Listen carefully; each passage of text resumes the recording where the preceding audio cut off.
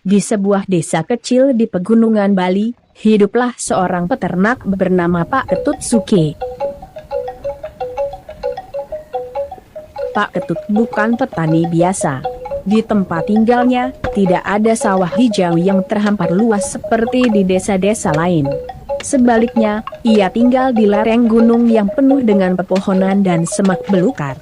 Namun, keterbatasan itu tidak membuatnya menyerah.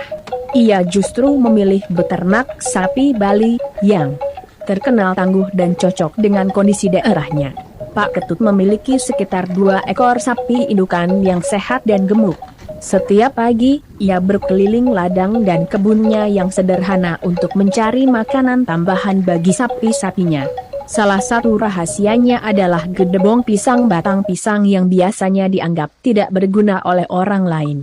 Gedebong pisang ini kaya serat dan bagus untuk pencernaan sapi. Lagi pula, di sini banyak pohon pisang liar, kata Pak Ketut sambil tersenyum kepada tetangganya, yang heran dengan metode pemberian pakannya.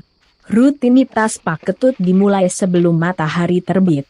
Ia akan memotong gedebong pisang dengan sabit tuanya, membawanya ke kandang, lalu mencampurnya dengan sedikit dedak dan rumput kering.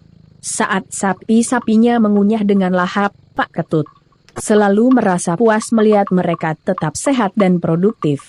Namun, bukan hanya sapi-sapinya yang membuat Pak Ketut dikenal di desanya.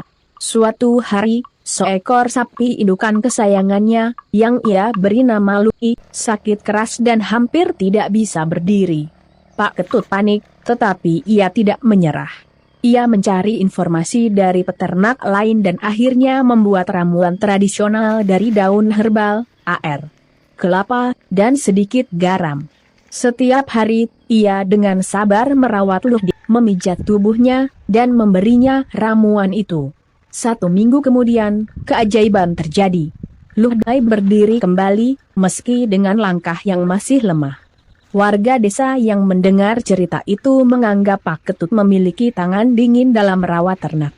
Sejak saat itu, banyak peternak lain yang datang meminta nasihatnya. Selain beternak, Pak Ketut juga terkenal murah hati. Gedebong pisang yang berlimpah ia bagikan kepada tetangganya yang memiliki sapi tapi kesulitan pakan. Kita ini hidup di pegunungan. Kalau tidak saling membantu, siapa lagi, katanya suatu ketika.